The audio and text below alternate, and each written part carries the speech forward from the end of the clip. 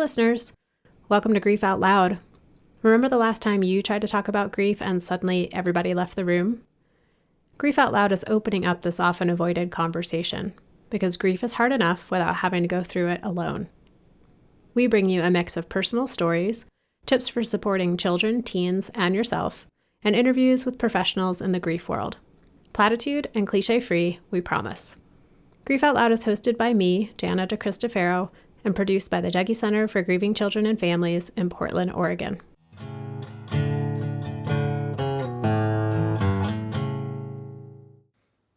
Hey everyone, this is our first episode of 2021. And while I was going to say that so far, 2021 feels a whole lot like 2020, considering what happened yesterday, January 6th, at the Capitol building in DC, that doesn't feel true anymore for me. I don't know about you, but I have been glued to the news, listening, watching, taking in everything that happened when insurrectionists broke in and wreaked havoc. And today, the day after, I'm continuing to listen to the fallout and the analysis of all that occurred. It got me thinking about how when someone dies or gets diagnosed with an advanced serious illness, we all react differently. Some of us take to the internet, scouring for any information we can find. Some try to block it all out, and most of us fall somewhere in the middle. I was thinking, too, of those who are grieving someone who died in a public tragedy, like a school shooting, a plane crash, the shooting at the Pulse nightclub, 9/11 or other terrorist attack, and also those who are grieving a member of the Black community being killed by police violence. It's also important to voice the disparity in the reaction from police yesterday, especially compared to how they responded to the protests for Black Lives Matter and social justice over this past year. When your person dies and their death is highly publicized, seeing things like legislators and staffers being rushed to safety, hearing about them hiding under desks and in offices, and not really knowing what's happening, can bring back memories in your mind and your body of what it was like when your own tragedy unfolded. It's a lot. I don't have any answers or really any words of comfort. I just go back to the foundational principles of grief support: acknowledgement, validation, and community. So it felt important to at least acknowledge what was and continues to be happening in our world, while also wanting to get this episode out to you. This episode is actually pretty hard to introduce, not because of the topic or the guest, but because in our conversation, we talk about so many different aspects of grief and with such nuance. This episode doesn't lend itself to being reduced to a single theme or a tagline. I'm not surprised, really, as our guest, Julia Mallory, is a writer and a poet. And in poetry, every word matters: the meaning, the placement, the sound. And in our conversation, Julia was as precise and intentional as she is in her writing. Julia Mallory, as I said, is a writer. She's a poet, she's a mother, she's a creative, and she's a facilitator. She's also a grieving daughter and a grieving mother. Her oldest son, Julian, was shot and killed in 2017. Her father died when she was a teenager. When her son was killed, Julia had a sense that creativity would be a place for her to go. And in that place, she wrote Survivor's Guilt, a collection of essays and poems about grief, about joy, about where and how they intersect. Julia is the founder and creator of Black Mermaids, a brand that, and I'm quoting here from her website, represents what it means to be bold, brave, and resilient, while embodying modern storytelling and honoring ancestral traditions. In our conversation, Julia and I talk about the early days of grief, about why we both struggle with the idea of resilience, and about how important it is to broaden that intersection of joy and grief so that it can be more accessible and less prescriptive. Julia, thank you so much for joining me today for Grief Out Loud. I'm really looking forward to our conversation today. I'm so excited to be here. Thank you for the opportunity to tell my story. Let's start, as we do for most of our Grief Out Loud episodes, with talking about the person or the people that we carry, that we're grieving. And so tell us a little bit about your son, Julian, and what kind of kid was he, and how did he shape you as a mother? Julian was my oldest born child, and he was like a typical teenager in a lot of ways. He definitely was very headstrong. and oftentimes had a very a very rebellious streak. He was also a very nurturing and kind person as well. He liked children. They really liked him as well. He was also a very athletic person. He had played organized youth sports since he was 5, and he had a certain passion for the game that he absolutely did not get from me. But it was a joy to watch him. He played football and basketball, and it was always a joy to watch his passion on the field and the court. So you said he did not get his skill and love of the game from you, but I'm wondering about the rebellious, headstrong piece, if maybe that came a little bit from his mom.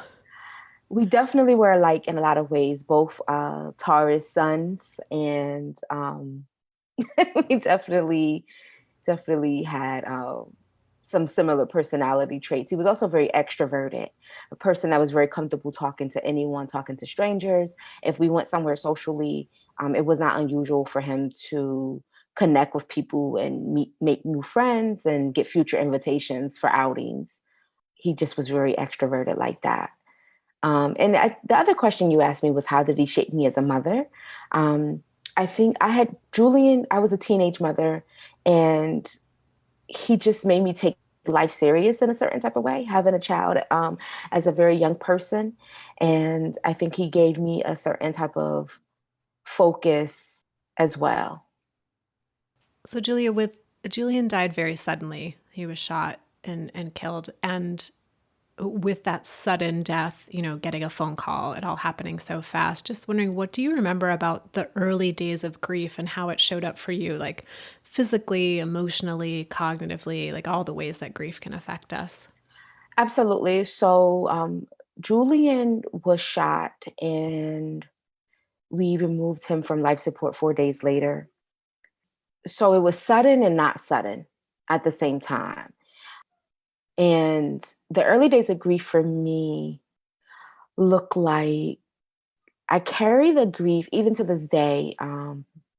It shows up to me as like a very heavy body feel, especially in my shoulders and my arms for some reason.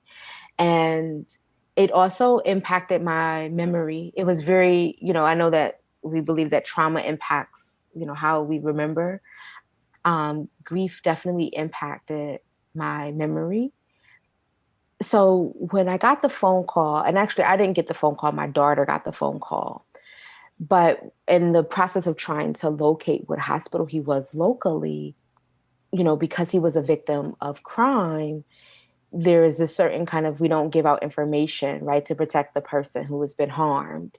And so I was driving, I left my house. My mother lives right around the corner. I went to pick her and my sister up so that we could go find a hospital. And so I was unable, my sister was calling, I was driving. We were not getting, the response about where he was at. And then I thought about the location of where it happened and figured it could only be pretty much one logical place where they could have taken him. But what ended up happening, I ended up developing this anxiety around driving. I couldn't drive myself for weeks after his death. And so that was another way in which grief showed up for me. What eventually shifted that for you of being able to get in the car and drive again? I really think it was time. I think it was, some of the shock subsided. And I think just being able to also say, kind of, what can I reclaim as far as normalcy is concerned.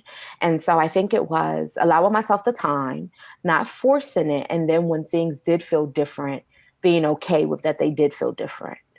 Yeah, that's such an interesting part of grief. Things can be so hard or painful in a particular way, and if that starts to shift, there's some pain along with that too, and having to be able to give ourselves the permission to have it be different. Absolutely. And it's very hard because even our progress is connected to the reality that we've experienced some substantial pain. And so even when you're making progress, it's a reminder of, oh, I'm moving away from the thing that happened. And then, oh, there's that thing that happened. So it can be very difficult, for me at least. It was very difficult to understand that cycle and just to be okay with holding those dual realities.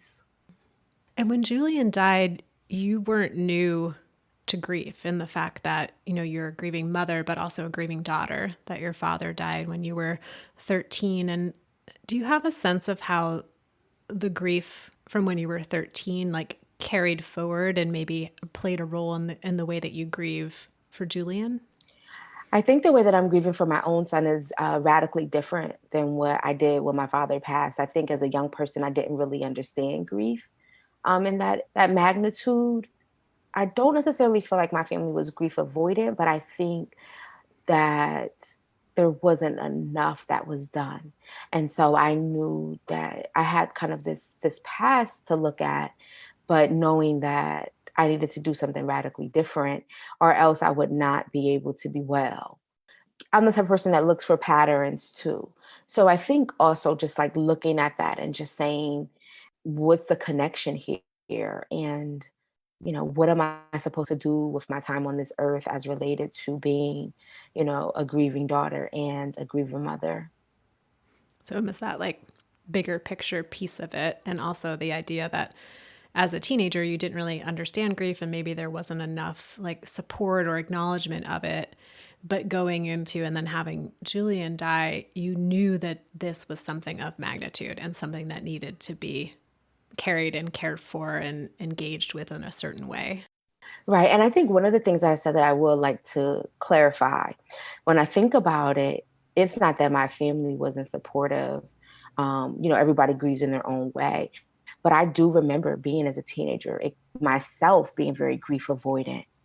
Like I remember just not wanting to be enmeshed with the whole situation. And now years later, just it's so radically different.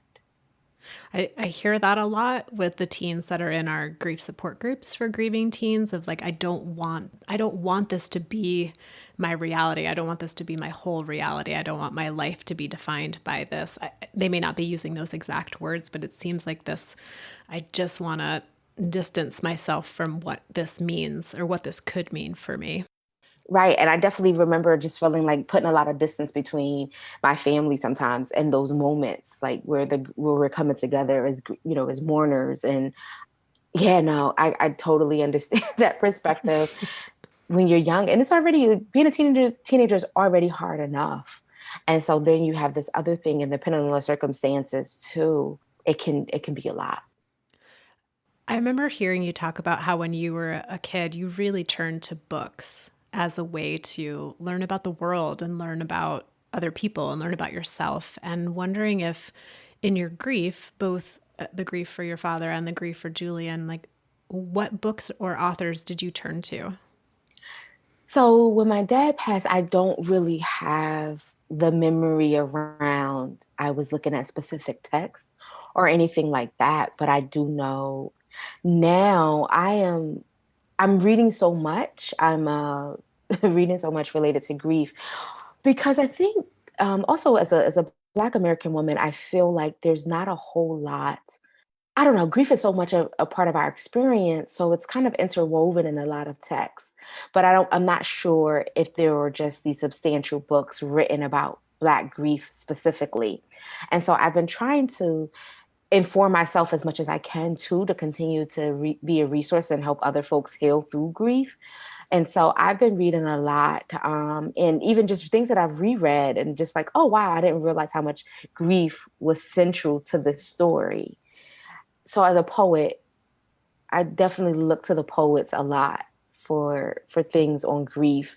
And Lucille Clifton is a poet who grief is very much central to a lot of the writing that she has done.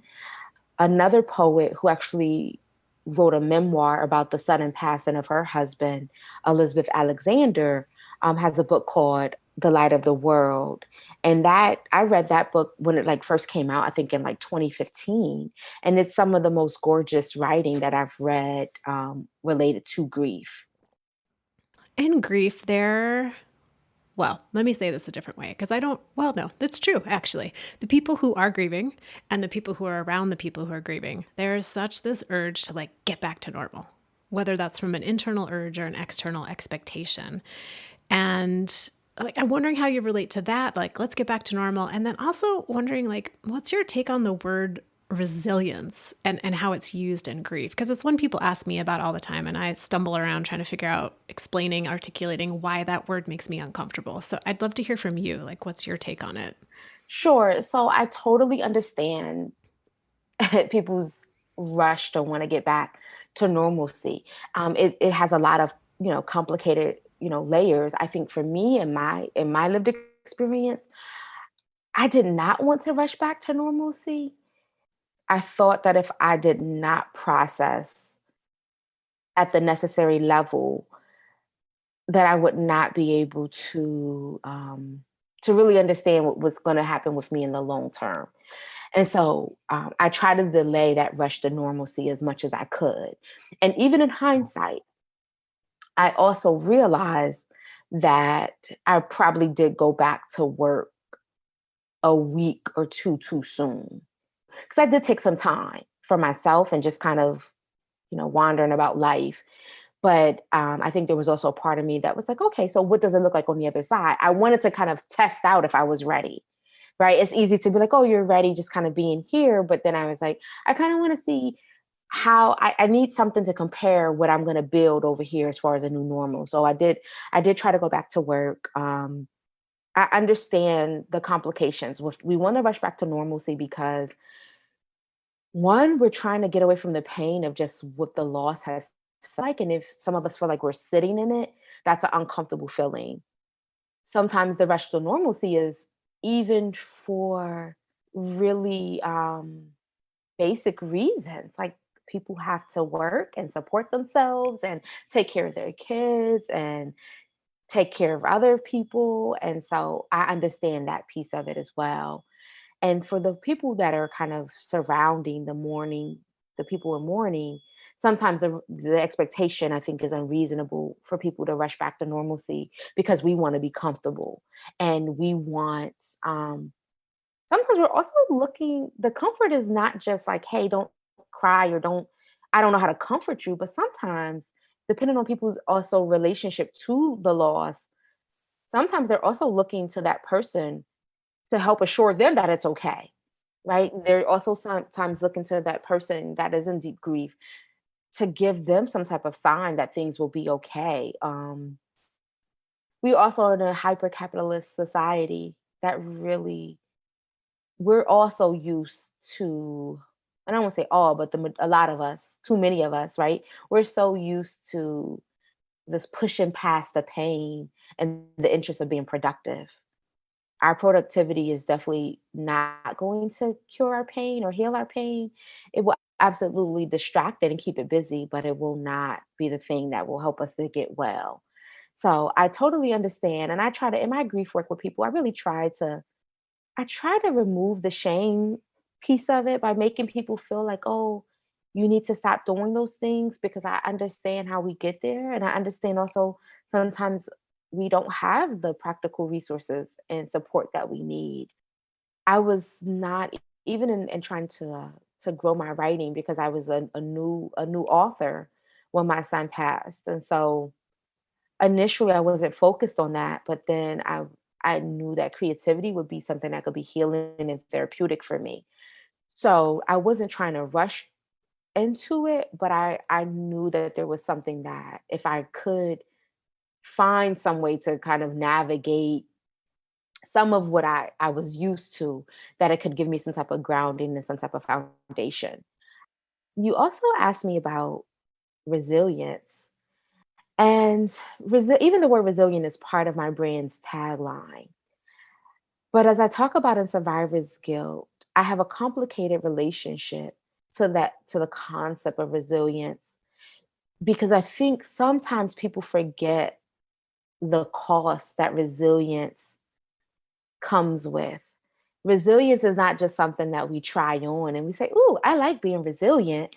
That's not how it happens, right? Resilience is kind of this it's like a vintage hand-me-down that sometimes is two sizes too big for many of us, and then we just find a way to make the garment fit. But resilience is not just something we just, that just comes to us. It is something that we earned with some of the most painful and difficult things that have happened to us. And so I see the word, I think, often tossed around a bit too casually. I absolutely want to acknowledge and praise folks for finding a way after situations that seem like there could be no way. And I think that is something that is praiseworthy. But then I also, it's hard because sometimes I'm like, I don't want to privilege just that, because there are some folks, are they're not failures just because it's taken them longer or they have not been able to find a way. Right? It's Life can be really hard. So I think sometimes resilience has kind of come to be this really like almost a sterile word, kind of almost kind of leaning sometimes into the toxic positivity realm, without really acknowledging the weight of what resilience costs. And also saying that when we say resilient, right, let's never detach the reality of what people had to, I'm going to make up a word here, resil against, right? Like resilience doesn't just drop out of the sky. Yeah, it makes me think what you were saying earlier of how sometimes when the support folks of people who are grieving really want that person to be okay because then they know it's everything's going to be okay, whatever okay means. And I sometimes struggle with the way the idea like, well, kids are resilient or people are resilient or how do we build up people's resiliency, which is helpful to be able to adapt to what our circumstances are presenting us with. But it leaves out the conversation about the circumstances.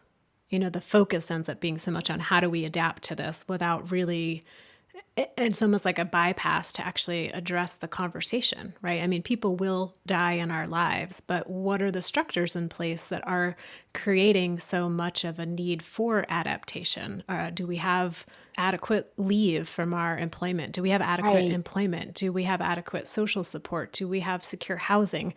What are the ways that racism and oppression are playing into our capacity to access those resources and those supports?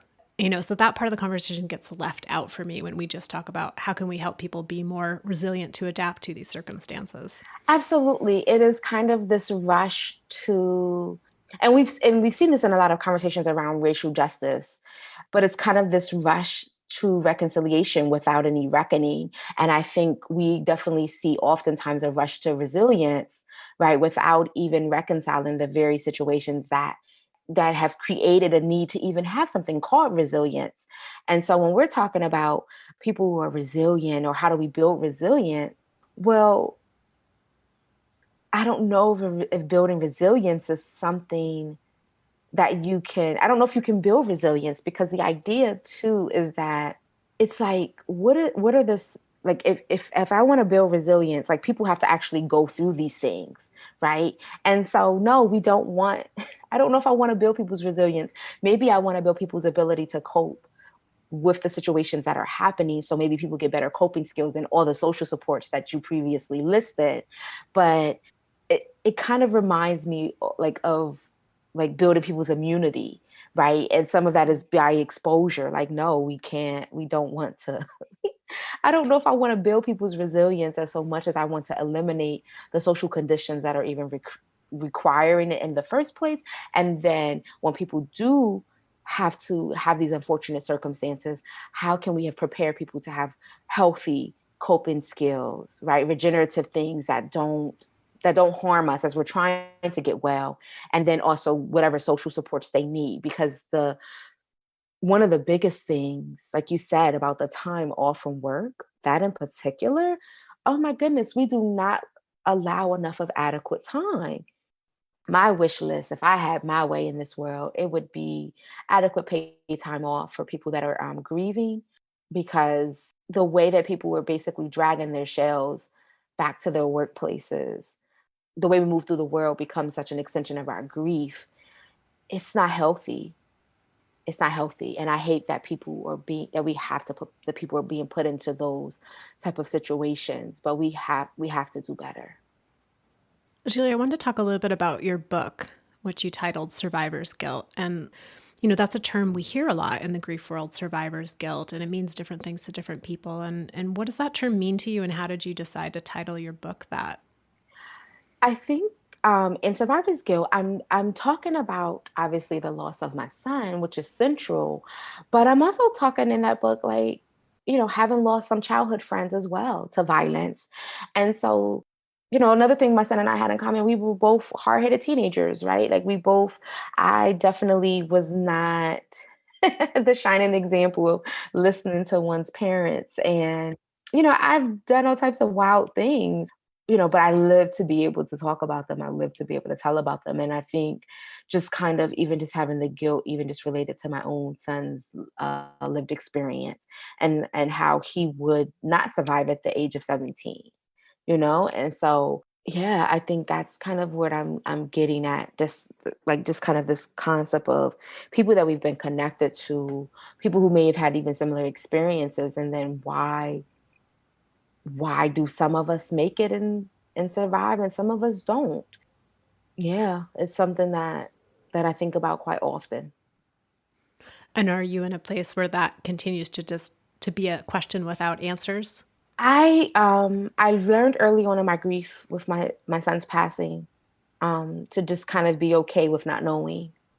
It just has brought me so much more peace than trying to always settle on an answer. So I read a lot of nonfiction, and so I enjoy being able to get facts in those type of areas, a lot of history, and even that sometimes is not always clear and cut. But some of the other dimensionally things, I kind of just have accepted that I'm not going to have those answers.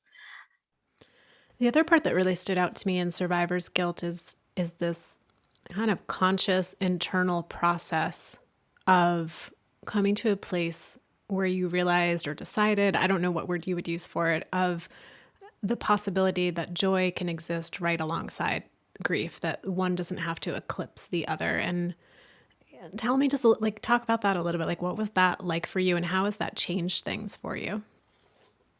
I honestly didn't know if I would be able to experience joy. I honestly did not know if I would be able to emerge from the darkness. And so when it happened, it really shocked me. I had to make a choice. And because of that, I did choose. I feel like grief gives us things that we don't always choose. And sometimes we also may not have the capacity to make a different choice. So I don't like to talk about things in very simplistic ways. But when I have a choice to acknowledge the grief that is present, I am absolutely going to make that choice. When I have the capacity to say that I don't have to be stuck in this moment, I make that choice. And so I offer that to people because I don't know if all of us know that we can make that choice. I don't know if all of us know that it is okay for us to still live. Like, this is that survivor's guilt piece.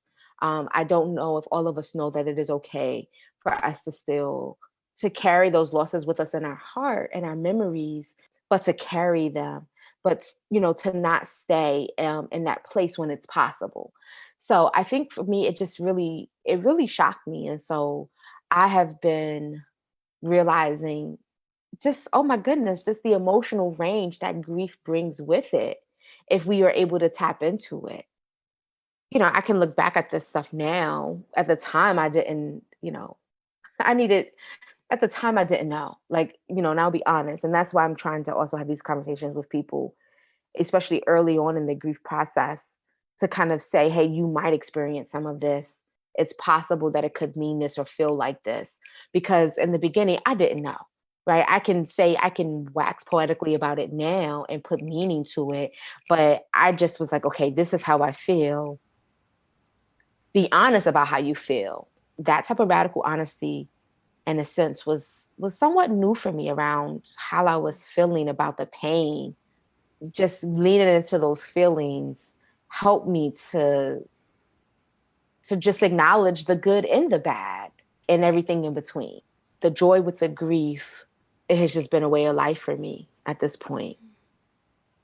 I've had similar conversations with people about that concept of gratitude or joy and grief. And there's something about what you said that's really standing out to me where I think sometimes that conversation can sound like just choose joy or just choose gratitude in the middle of your grief, which can feel impossible and maybe a little insulting.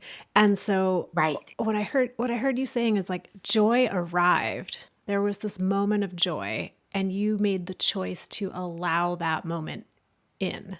So it's not like you fabricated joy in the midst of your grief. You just had to make a conscious choice to allow that joy to be there when it arose.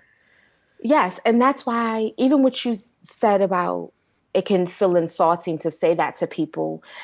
And that's why I try to, even as a person in deep grief with lived experience, that's why I try to be very careful about how I frame it.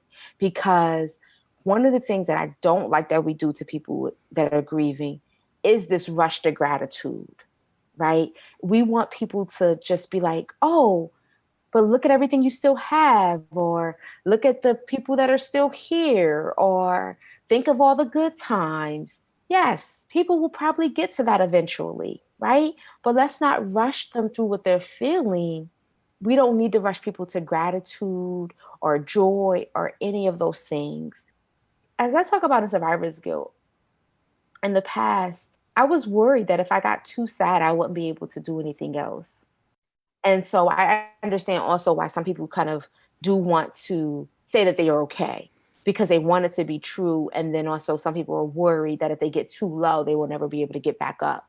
I can't speak for everyone. I know for me that that turned out not to be true, that I had to experience, I had to acknowledge the pain because it's part of this, it's part of your overall being. So I needed to know what the pain was there for. I needed to be honest about what I was experiencing, how it was impacting my life. And I think sometimes when we rush past that, when we don't kind of have that reckoning about what happened, outside of us, what's happening inside of us, then we're just kind of pushing past. If we're not going to acknowledge the pain, then we're also not going to acknowledge that we might need some healing around it. That is what I have found, that allowing both of those things to coexist, acknowledging the joy and saying, hey, I want to continue to experience more of this, makes me also more motivated and invested in continuing to do healing work because I do want to feel well. You've also talked about the idea of being an individual grieving in a collective that's grieving, whether that's your community or, being a Black woman in the United States and the grief of that. I'm just wondering how are you relating to that idea of like the individual and the collective grief? So it gets complicated at times. It gets very weary at times. I am grateful that I get to hold space for other folks that are grieving and do workshops and do healing writing exercises and do all of that. But I'll be honest, in the last few weeks, it has been weighing on me, kind of that conversation we had around resilience, that it isn't just enough to kind of be reactive and say, hey, here's the grief work, but that some of this stuff should not be happening.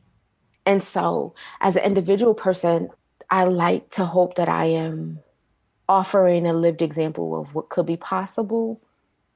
And as a part of a collective, I'm also feel kind of this individual artist or creative responsibility to talk about grief in a way that honors the added layers and nuance in which the way that Black folks might experience grief in this country. I mean, that's what it feels like for me. Just acknowledging, like, even just how my individual loss mirrors that a lot of what the collective experiences. And so, yeah, I think I'm just always just trying to. Nuance is a word that you'll hear me say a lot, but I think I'm always just trying to just say, hey, what layer do we need to see here? What space do we need to allow here? Also, Black folks, like, yes, I know all that has happened to us and all that we've endured, and it's still okay for us to want to do our healing work and not just push past this. These are the things that I'm trying to hold space for.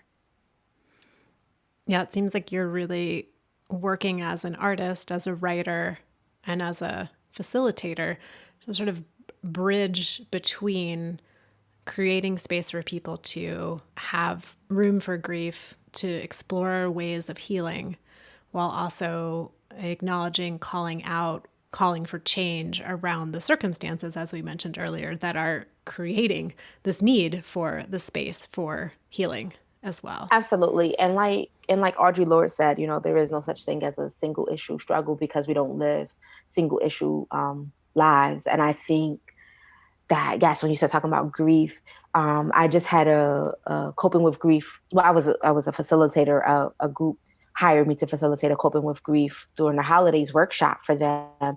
And in that conversation, so much came up about people just being able to access the resources that they need so that they can adequately grieve.